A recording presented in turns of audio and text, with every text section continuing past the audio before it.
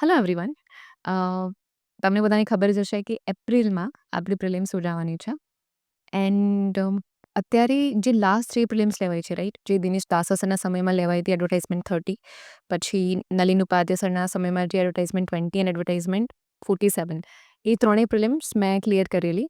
અને જે લાસ્ટ જે પ્રિલિમ્સ હતી એડવર્ટાઇઝમેન્ટ 47, એ પ્રિલિમ્સમાં મારું સ્કોર હતું 216 અને એનું કટ ઓફ 168 હતું જનરલ મેલ માટે અને ફિમેલનું કટ ઓફ હતું 161. સો બેઝિકલી કટ ઓફ કરતાં 55 માર્ક્સ મારે વધારે હતા. So I want to share the strategy કે મેં એવું શું કર્યું તો I was able to clear 3 prelims in a row, right? So let's talk about that in detail in this video. Okay, so તમને બધાને ખબર છે કે પ્રિલિમ્સમાં ટોટલ 8 વિષયો છે અને દરેક વિષયમાંથી 50 માર્ક્સના ક્વેશ્ચન પૂછાય છે. હવે મારી શું સ્ટ્રેટેજી રહેતી કે 8 વિષયમાંથી ઓછામાં ઓછા 4 થી 5 એવા સબ્જેક્ટ હોવા જોઈએ કે જેના પર મારી એકદમ સારી પકડ છે, જેમાંથી હું અબોવ એવરેજ માર્ક્સ એમાં સ્કોર કરી શકું છું. ઓકે, અને જો તમારા 4 સબ્જેક્ટ ફોર એક્ઝામ્પલ એકદમ સ્ટ્રોંગ છે અને તો પછી બાકીના જે 4માંથી કોઈ પણ 2 સબ્જેક્ટ એવા હશે કે જે એવરેજ હશે તો ચાલી જશે, તમારી પ્રિલિમ્સ ક્લિયર થઈ જશે. અને બાકીના 2 સબ્જેક્ટ એવા છે કે જેમાં યુ આર રિયલી સ્ટ્રગલિંગ, તો that's also fine. Okay, because તમારા 4-5 સબ્જેક્ટ એટલા સ્ટ્રોંગ છે કે તમે એમાંથી જ એટલા માર્ક્સ સ્કોર કરી લેશો કે તમારું કટ ઓફ ક્લિયર થઈ જશે. For example personally polity, economy, પછી જિયોગ્રાફી, સાયન્સ એન્ડ ટેક અને કરંટ અફેર્સ, આ 5 સબ્જેક્ટ પર મારું ફોકસ રહેતું કે મેન્સની પહેલાં હું આ સબ્જેક્ટ પ્રિલિમ્સની પહેલાં હું આ સબ્જેક્ટ બહુ સારી રીતે વાંચું છું.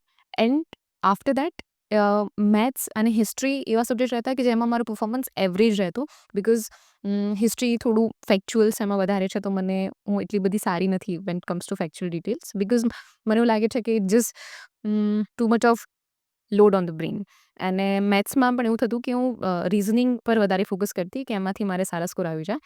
અને last subject art and culture mostly મેં ઇગ્નોર કર્યો છે પ્રિલિમ્સમાં. So basically it's not about કે તમને 8 સબ્જેક્ટ આવડશે તો જ તમે પ્રિલિમ્સ ક્લિયર કરી શકશો, તમારે આખું સિલેબસ કવર કરવું પડશે તો જ તમે પ્રિલિમ્સ ક્લિયર કરી શકશો. No, it's not like that. Just make sure કે 8 સબ્જેક્ટમાંથી ઓછામાં ઓછા 5 કે 4 સબ્જેક્ટ પર તમારી બહુ સારી પકડ છે.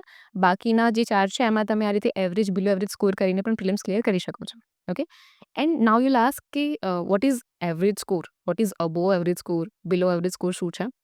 So there is no fix number, because તમે સમજો કે એડવર્ટાઇઝમેન્ટ 30 જે હતી રાઈટ, દિનેશ દાસા સરના ટાઈમ પર, એ એડવર્ટાઇઝમેન્ટમાં જે કટ ઓફ હતું એ હતું 121. સો બેઝિકલી અને એડવર્ટાઇઝમેન્ટ 47નું કટ ઓફ હતું 161 or 165. Okay, general male 165 and general female 161 I guess. તો જસ્ટ ઇમેજિન કે કેટલું વેરિએશન છે કટ ઓફની અંદર. તો આવું કેમ થાય છે? એક તો ડિપેન્ડ્સ કે પેપરનું ડિફિકલ્ટી લેવલ કેવું છે, right? It paper is too difficult, જેવું દિનેશ દાસા સરના ટાઈમમાં આવતું તો કટ ઓફ ઓછું જશે, લાઈક 121. અને એકદમ ઇઝી પેપર છે લાઈક નલિન ઉપાધ્યાય સરના ટાઈમ પર જે પેપર આવતા, તો બેઝિકલી કટ ઓફ નીચું જશે, જેમ કે 161, 165. અને બીજું એ પણ છે ને કે વેકેન્સીઝ કેટલી છે, બિકોઝ વેકેન્સીઝ ઓછી હશે તો કટ ઓફ પણ ઊંચું જશે, બિકોઝ ચોક્કસ અમુક ઘણા ઉમેદવારો લોકો પાસ કરે છે પ્રિલિમ્સમાં. Okay, so these are the factor that matters. તો you can't predict the cut off. Basically તમે જે દિવસે એક્ઝામ આપશો ને એ દિવસે તમને આઈડિયા આવી જશે કે પેપર ડિફિકલ્ટ છે કે ઇઝી છે. તો આ જે છે ને કે જસ્ટ મેક શ્યોર કે તમારું પરફોર્મન્સ, તમે ધી બેસ્ટ પરફોર્મન્સ આપો છો. જો પેપર ઇઝી હશે તો તમારા માર્ક્સ વધારે જ આવશે, જો પેપર ડિફિકલ્ટ છે તો તમારા માર્ક્સ ઓછા આવશે, બટ બીજાની કમ્પેરિઝનમાં તો વધારે જ આવશે, because you have worked hard on this specific subjects. Okay, so this is the first thing to keep in mind. Okay, so the next very important thing is PYQ. હવે તમે જો હસમુખ સરના વિડીયોઝ જોયા હશે તો સર એવરી ટાઈમ વિડીયોઝમાં મેન્શન કરે છે કે solve PYQ. So I think now there is no reason left to ignore the PYQs and start solving the PYQ of GPSC and UPSC. Because સરનું એવું એમ છે કે જે જીપીએસસીની તૈયારી કરે છે વિદ્યાર્થીઓ યુપીએસસીની પણ એક્ઝામ આપે, તો મને એવું લાગે છે કે આ વખતની પ્રિલિમ્સમાં પેપરનું જે લેવલ હશે થોડું યુપીએસસીની આજુબાજુનું હશે, તો we have to be prepared for that, right? તો start solving PYQs of UPSC and GPSC. Okay, અને બીજો એનો ફાયદો શું છે કે એક તો તમે યુઝ ટુ થઈ જશો ક્વેશ્ચન પેટર્ન્સથી. ઓકે, કે કેવા ક્વેશ્ચન પૂછાય છે. Along with that you will also recognise some micro themes. Okay, કે એક એક્ઝામ્પલ આપને સમજાવો કે તમે એન્શિયન્ટ હિસ્ટ્રીના PYQs જોઈ રહ્યા છો, તો તમે જોશો કે દરેક વર્ષે સ્પેસિફિક અમુક માઇક્રો થીમ છે, જેમ કે સિંધુ સભ્યતા છે, જૈન ધર્મ છે, બૌદ્ધ ધર્મ છે, એના પરથી દર વર્ષે કોઈક ના કોઈ ક્વેશ્ચન પૂછાતા જ હોય છે. તો you have to make sure કે ભલે તમે આખી હિસ્ટ્રી કવર ના કરો, બટ આ ઇમ્પોર્ટન્ટ ટોપિક છે ને એટલીસ્ટ તમે એ વાંચી રહ્યો છો સારી રીતે, રાઈટ? બિકોઝ એના પર ક્વેશ્ચન પૂછવાની સંભાવના છે and you can score there. તો this is why PYQ is very important. હવે નેક્સ્ટ કે જ્યારે તમે માઇક્રો થીમ સમજી જાઓ છો ને કે આ થીમ છે, પછી તમે વાંચો એના પર. ઓકે, તો રાધર દેન કે તમે સીધી બુક ખોલીને સીધું એક સબ્જેક્ટ વાંચી રહ્યા છો, એના કરતાં first solve the PYQ, understand it, કે કયા થીમ પર વધારે ક્વેશ્ચન પૂછ્યા છે, હાઇલાઇટ કરતા જાઓ સ્પેસિફિક થીમ્સ, અને પછી તમે વાંચવાનું ચાલુ કરો specific chapter. Okay, because then it will be more fruitful session, કે તમે કંઈક જે વાંચી રહ્યા છો તમે વધારે રિટેન કરી શકશો, because now your brain knows કે ભાઈ આ ઇન્ફોર્મેશન ઇમ્પોર્ટન્ટ છે, તો let's keep it. Okay, then the next thing is you have to make notes. હવે મારું પર્સનલ એક્સપિરિયન્સ હું તમને કહું તો પ્રિલિમ્સમાં મેં આ ભૂલ કરેલી કે મેં નોટ્સ નથી બનાવી, and I સ્ટ્રગલ્ડ a lot, because એક્ઝામની પહેલાં રિવિઝન કરવાનો ટાઈમ આવે એ વખતે હંમેશા બુક્સ હોય આપણી જોડે જાડી, તો બેઝિકલી એ બુક્સમાંથી આખું રિવિઝન કરવું ઇટ્સ ઇમ્પોસિબલ. અને પાછા સબ્જેક્ટ આપણા 8 છે, 8 સબ્જેક્ટને એટલા બધા મટીરિયલ્સ બધું, તો it's practically impossible to revise before exam જો તમારી પાસે નોટ્સ નથી તો. સો મેક શ્યોર કે તમે આ ભૂલ નથી કરી રહ્યો કે કમ્પ્લીટલી બુક્સ પર જ રિલાય કરી રહ્યા છો ફોર રિવિઝન. અને નોટ્સ એવું નથી કે બુક્સમાં જે વસ્તુ છે બધું તમારી નોટ્સમાં આવવું જોઈએ. મેક શ્યોર કે એવા અમુક ટોપિક હશે કે જો તમે વારંવાર ભૂલી જતા હશો. ઓકે, ફોર એક્ઝામ્પલ જિયોગ્રાફી તમે વાંચી રહ્યા છો, તો નદીતંત્ર એ વસ્તુ છે ને કે તમે આજે વાંચી, હવે એના વાંચ્યા પછી તમને 10 દિવસ થઈ ગયા છે, તો 10મા દિવસે તમને યાદ જ નહીં આવે કે શું તમે વાંચેલું. કે તો અમુક સ્પેસિફિક એવા ટોપિક છે જેમને વારંવાર રિવિઝનની જરૂર પડે છે. તો એવા સ્પેસિફિક ટોપિક, અને એ આઈ કાન્ટ ટેલ યુ કે એવા કયા ટોપિક છે, you have two decide it for your own. તમને, બિકોઝ તમારા માટે ટોપિક્સ અલગ હોઈ શકે છે કે તમને આ સ્પેસિફિક વસ્તુ યાદ નથી રહેતી, તો તમને આ યાદ રહી જાય છે, રાઈટ. તો based on your own experience make notes, કે આ મને યાદ નહીં જાવ એક્ઝામ પહેલાં, અને બિકોઝ તમે પીવાયક્યુ એનાલિસિસ કરો છો, યુ નો ઇટ કે આ બહુ ઇમ્પોર્ટન્ટ છે, નદીતંત્રમાંથી ક્વેશ્ચન આવતા જ હોય છે, તો આના પર મારી નોટ્સ બનાવવી પડશે. અને નોટ્સ મેકિંગમાં હંમેશા આપણને ક્વેશ્ચન આવે કે how to make notes, right. So first thing I think you have to do is start making notes. તમે પરફેક્શન માટે એમ નહીં કરો કે હું એકદમ પરફેક્ટ નોટ્સ બનાવું, રાઈટ, બિકોઝ એવું બને જ નહીં. તમારે કંઈક ભૂલો તો કરવી જ પડશે નોટ મેકિંગમાં, પછી તમે રિયલાઇઝ કરશો. ફર્સ્ટ વાર તમે કંઈક લખશો, આઈ એમ નોટ સેઇંગ કે આખી નોટ મેકિંગ એન્ટાયરલી ફરીથી કરવી પડશે, બટ જેમ જેમ તમે નોટ્સ બનાવશો, ફોર એક્ઝામ્પલ અત્યારે તમે પોલિટીની નોટ્સ બનાવી રહ્યા છો, પછી નેક્સ્ટ ટાઈમ તમે ઇકોનોમીની નોટ્સ બનાવી રહ્યા છો, પછી હિસ્ટ્રીની બનાવી રહ્યા છો, તો વિથ ટાઈમ એ નોટ્સમાં ઇમ્પ્રુવમેન્ટ આવશે. હિસ્ટ્રી નોટ તમે વધારે સારી રીતે બનાવશો કમ્પેર ટુ તમે જે પોલિટીની ફર્સ્ટ ટાઈમ નોટ્સ બનાવી હતી, બિકોઝ નાવ યુ નો કે what works for you and what doesn't, right. તો don't aim for the perfection, just start note making. અને આઈ પ્રોમિસ કે આ ચેનલ પર હું ફરીથી એક વિડીયો લઈને આવીશ કે how to make notes. I am sure કે એમાંથી તમને ઘણું બધું શીખવા મળશે, but as of now please start making notes, જે ટોપિક જો તમને નથી આવડતા એ. ઓકે, અને another thing to keep in mind is કે બુકમાં જેવું લખ્યું છે એવું એઝ ઇટ ઇઝ નથી લખવાનું તમારી નોટમાં. Always process the information. જે ઇન્ફોર્મેશન તમે વાંચી અને પછી ટ્રાય ટુ સિમ્પ્લિફાઈ ઇટ. જેમ આપણે ચેટ જીપીટીને કહીએ છીએ ને કે please simplify this, explain this, try to simplify it તમારી રીતે, because based on your own experiences try to connect the dots. અને વિઝ્યુઅલ ઇન્ફોર્મેશન બેઝિકલી ડ્રો કરો બધી વસ્તુઓનું. કે નદીતંત્ર છે તો સીધું નદીતંત્ર બુકમાંથી વાંચવાની જગ્યાએ જાતે ભારતના નકશા પર નદીઓ ડ્રો કરવાની આદત કરો. Then only you will remember it. So visual information આપણા બ્રેન જલ્દી ઓબ્ઝર્વ કરી લેતા હોય છે, તો rely on the visual information. Drawing કરો, ભલે આઈ એમ નોટ સેઇંગ કે એકદમ બ્યુટીફુલ ગાંધીજી બી આવે ને તો ગાંધીજીની પણ ડ્રો કરી દો. ઓકે, દેટ વે તમને વધારે યાદ રહેશે બધી વસ્તુ. Okay, so that something to keep in mind. And એ જ છે કે don't run away the perfection.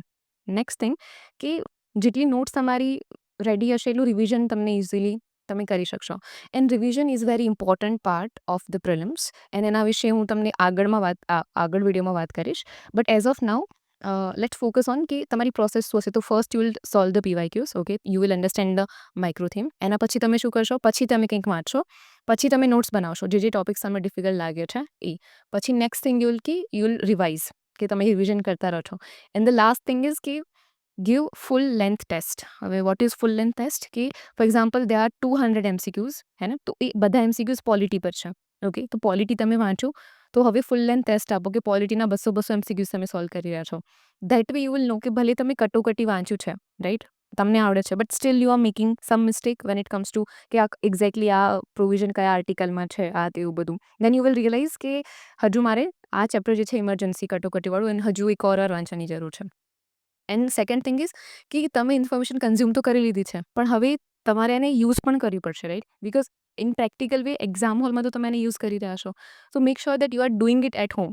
અને એવરી મતલબ જ્યારે પણ એવરી 7 ડે, લાઈક જ્યારે તમારા 6 દિવસ પર 7મા દિવસ પર ટ્રાય કરો કે તમે ફૂલ લેન્થ ટેસ્ટ આપી રહ્યા છો, ઘરે શાંતિથી બેસીને ટાઈમર લગાવીને, અને તમે ઓનેસ્ટલી વિધાઉટ એની ચીટિંગ તમે તમારા ફૂલ લેન્થ ટેસ્ટ આપી રહ્યા છો. That is also good way. Okay.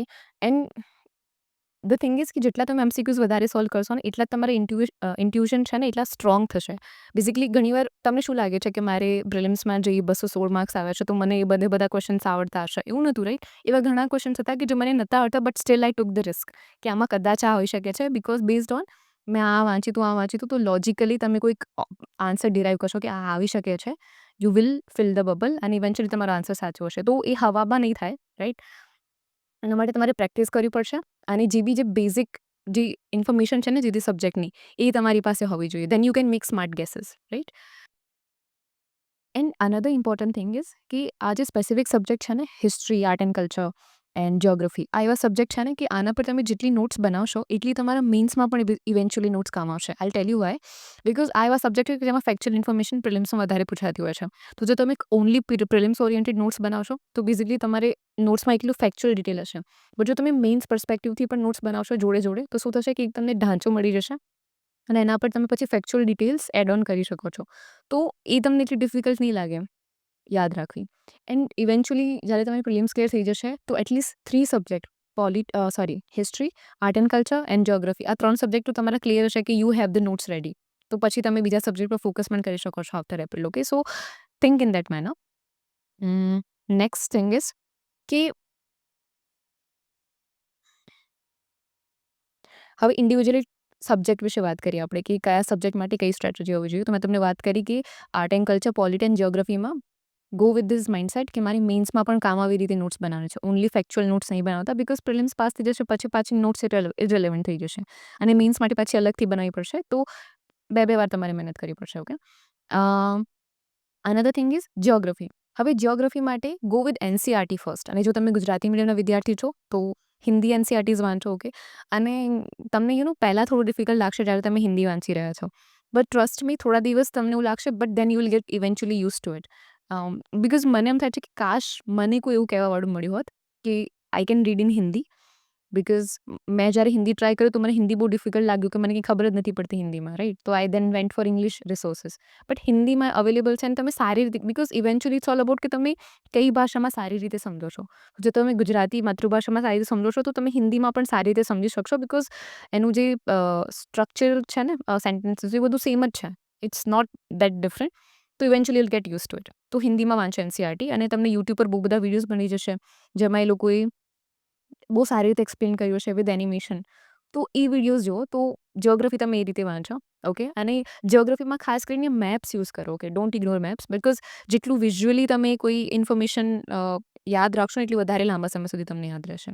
Then polity. હવે પોલિટી બહુ જ ઇમ્પોર્ટન્ટ સબ્જેક્ટ છે. એમાં જે આરઓઆઈ છે એનું રિટર્ન ઓન ઇન્વેસ્ટમેન્ટ એ બહુ જ હાઈ છે. ઓકે. સો પોલિટીને તો બિલકુલ પણ ઇગ્નોર નહીં કરતા. ફ્રોમ આમુખથી લઈને કટોકટી અને લાસ્ટમાં જે પણ ચેપ્ટર છે દરેક ચેપ્ટર મતલબ બહુ સારી રીતે તમને આવડવા જોઈએ. ઓકે. અને બંને એટલા વધારે સ્કોર કરવાનો છે પોલિટીમાં, બિકોઝ પોલિટીમાં એક લેવલ પછી એટલા આઈ ડોન્ટ થિંક એટલા હાર્ડ એમસીક્યુઝ એ લોકો કાઢી શકે છે. તો સ્ટીલ પોલિટીમાં તો તમારી જોડે એજ રહેશે જ.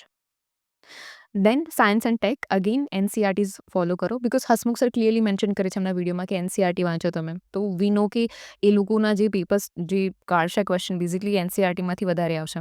તો ફોકસ ઓન એનસીઆરટી. અને સાયન્સ એન્ડ ટેકમાં પણ જો તમને ડિફિકલ્ટ લાગી રહ્યું છે તો યુટ્યુબ પર હંમેશા એ ચેપ્ટર માટેનું વિડીયો સર્ચ કરો, મળી જશે અને વિડીયો જુઓ તમે. ઓકે.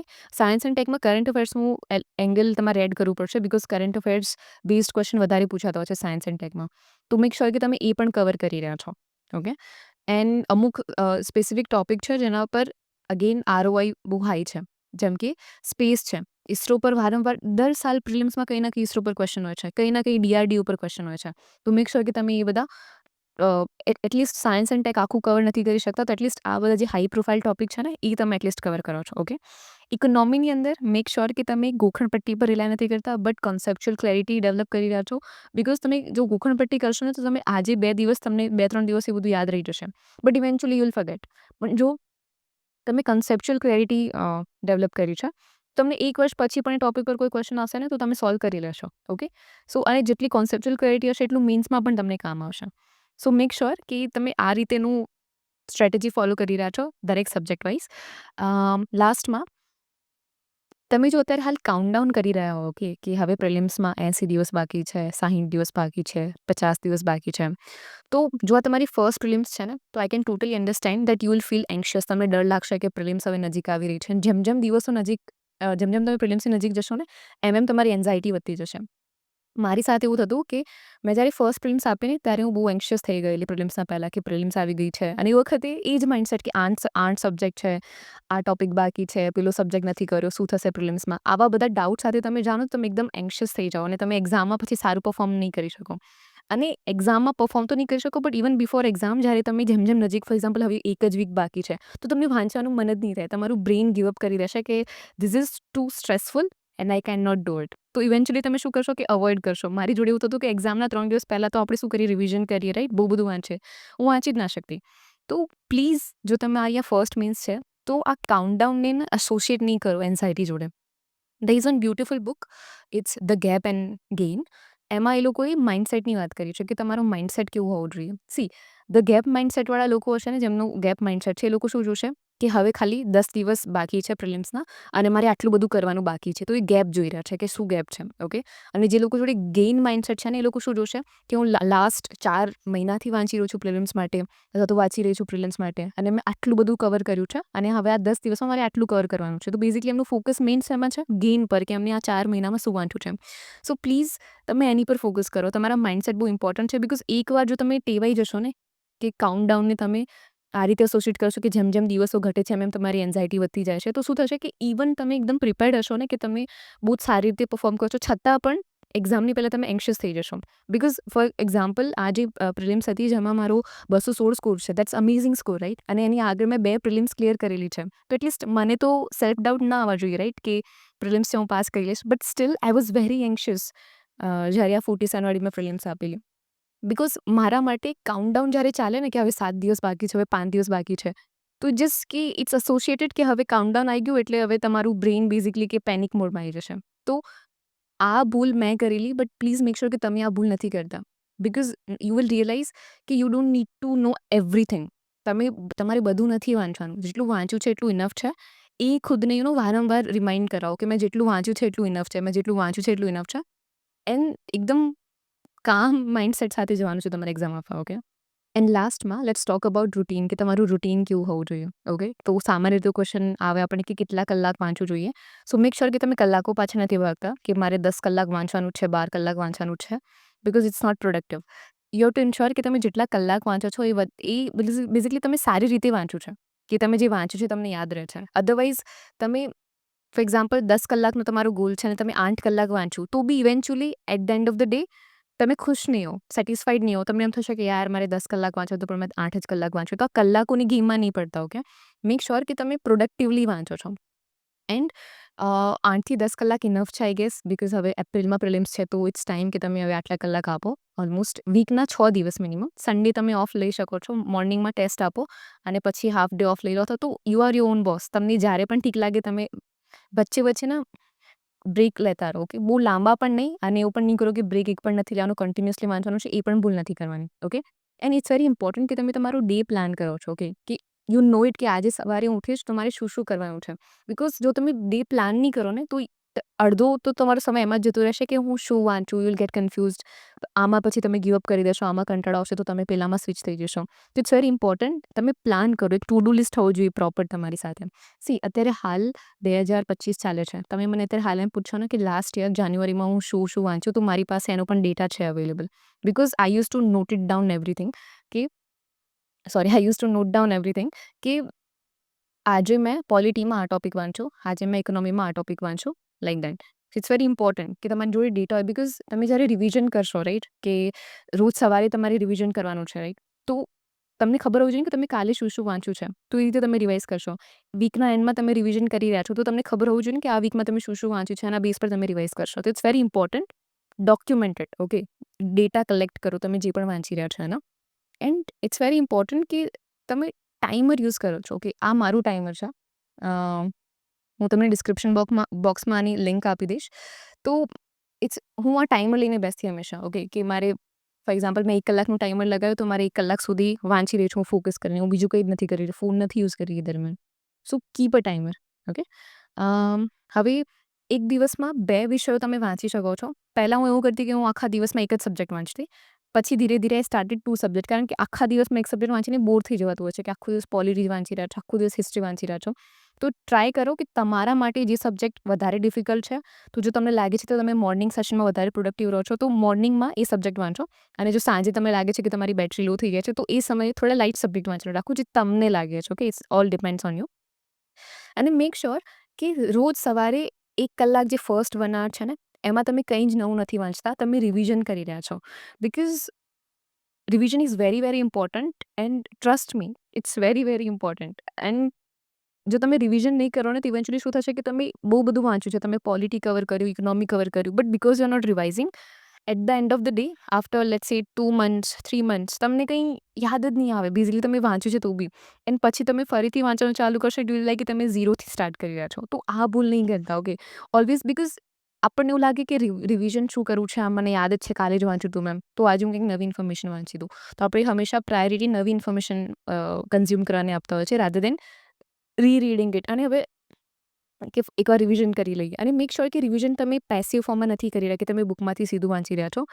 મેક શ્યોર કે તમે રિકોલ કરી રહ્યા છો, રાઈટ? તમે ટ્રાય કરી રહ્યા છો યાદ કરવાનું કે મેં ફોર એક્ઝામ્પલ સિંધુ સભ્યતા વાંચી છે, તો સિંધુ સભ્યતામાં મેં શું શું વાંચેલું, આ જગ્યા ક્યાં હતી. તો તમને મે બી 50% વસ્તુ યાદ આવશે, 50% તમે ઓલમોસ્ટ ભૂલી ગયા છો ધ વેરી નેક્સ્ટ ડે. તો ઇમેજિન કરો કે 10 દિવસ પછી તો તમને કંઈ જ યાદ નહીં હોય, રાઈટ? સો મેક શ્યોર કે એ 50% જે તમે ભૂલી ગયા છો, તમે એની ફરીથી ઘર વાંચી લો છો, એ 1 hourમાં 2 hourમાં. અને 1 hour કંઈ ફિક્સ નથી, ઇટ ડિપેન્ડ્સ. તમે જેટલું આગલા દિવસે જેટલું વાંચ્યું હશે, એટલું તમે એ દિવસે રિવાઇઝ કરશો, તો તમને 2 કલાક પણ લાગી શકે છે. ઓકે, તો એવું કોઈ ફિક્સ આર નથી, બટ મેક શ્યોર કે જે first thing you are doing in the morning, A revision છે. ઓકે, આઈ હોપ કે હું તમને કન્વિન્સ કરી ચૂકી છું કે રિવિઝન બહુ ઇમ્પોર્ટન્ટ છે અને ઇગ્નોર નથી કરવાનું. દેન લાસ્ટ એડવાઇસ, કે જ્યારે તમે બ્રેક લો ને, કે ફોર એક્ઝામ્પલ તમે 2 કલાક વાંચો ને, હવે તમે અડધો કલાકનો બ્રેક લઈ રહ્યા છો, તો please don't go on social media or YouTube.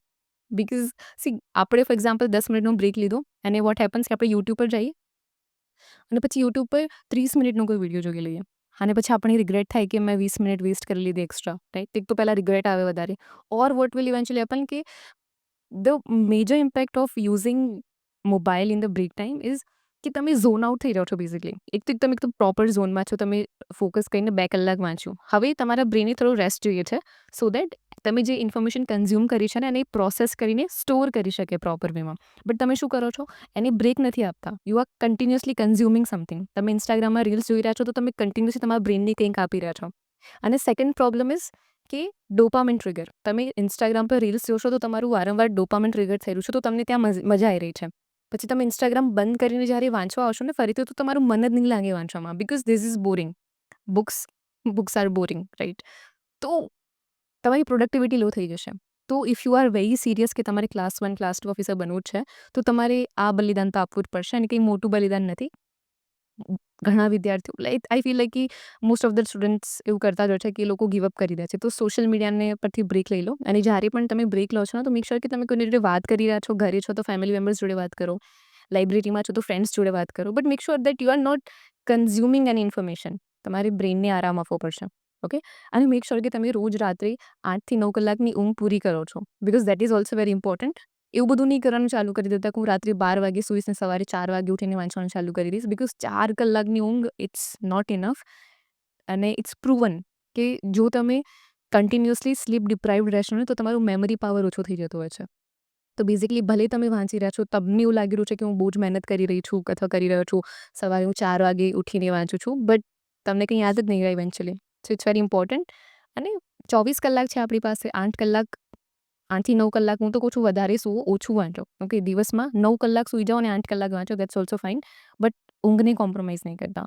So as of નાઉ આટલું જ. આઈ હોપ કે નાઉ તમને ખબર છે કે તમારી સ્ટ્રેટેજી શું હોવી જોઈએ ફોર અપકમિંગ જેટલા પણ દિવસ હોય પ્રિલિમ્સને. Okay, and all the best for the prelims. And હવે સીધા આપણે કમેન્ટ સેક્શનમાં મને જ્યારે તમે પ્રિલિમ્સ આપીને આવો ને એપ્રિલમાં, તો મને પ્લીઝ કમેન્ટ સેક્શનમાં એ વખતે બી મને કહેજો કે તમારો એક્સપિરિયન્સ કેવો રહ્યો paper. And if you are new here, તો please subscribe to my channel, because તમે લોકો વિડીયોઝ તો જુઓ છો પણ સબસ્ક્રાઇબ જ નથી કરતા. So please do that. Okay, and thank you so much for watching the video till the and. Okay, bye bye and take care.